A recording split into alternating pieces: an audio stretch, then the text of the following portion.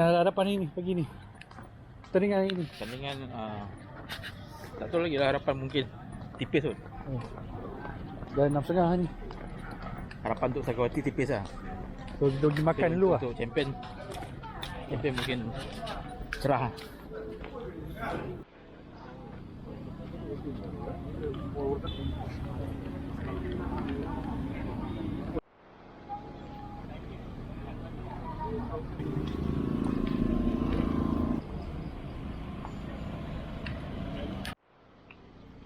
Pengesahan checkpoint.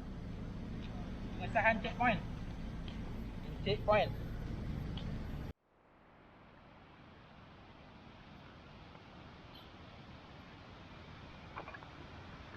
Aku ngomong ni pun. Wah. Tengok. Ni bukan nak nangkap burung, ni nak belagak. Belagak ni babum. Ada burung ni. Lari lah. Ha?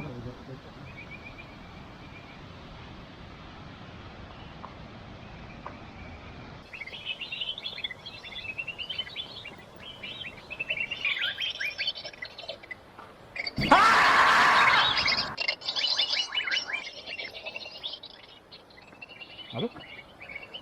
Ada orang. Ada tengok yang padi dia. Yang buka dia. Ini lah. Tak sayur lah.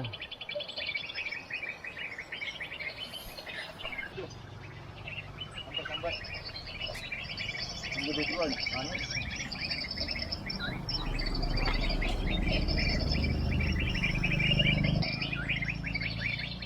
Ada. Ada. Kuman. Ni.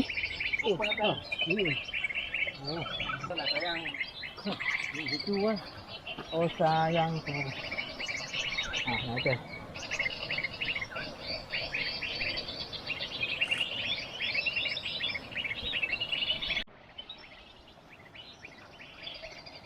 Kau tak longgar kau ambil aman. Bukan lain. Ni fire blanket. Simen. Alah, jauh lah ambil belakang. Datang. Bawa ke bawah.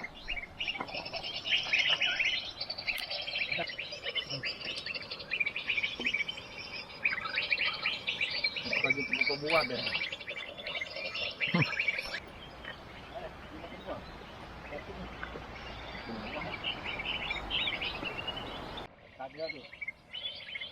Gaya tak antik.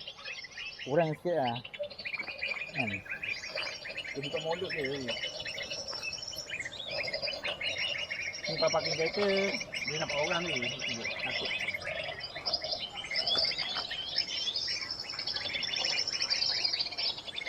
Halo? Oh! Onti itu. Onti. Wahai. Tengok dulu.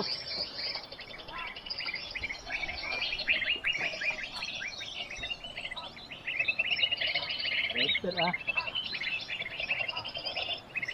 Boleh itu kan. Oh, burung dah suki mana? Burung dah suki mana? Tahu lah. Apa kan? Kau dah berapa lama dah Dalam beding? 35 tahun ni. Serius dah? Serius, saya start tahun 90-an dulu. Oh. Masuk sekolah darjah 1 dah mula beding kan? Belum. Itu? Kalau 35 tahun dulu? Tuhan. Dah jompet start lah? Tak ingat lah, dah lama sangat. Dalam umur 21 tu.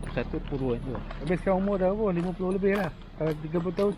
Tak ingat, mungkin 30. Saya pun tak ingat, nanti saya tengok kalender. Kamu besar kan? Apa pangan namanya? Blue Whistling. Dia kategori trust. Kita panggil, tengok dia datang. Pakai Nampak saya pula.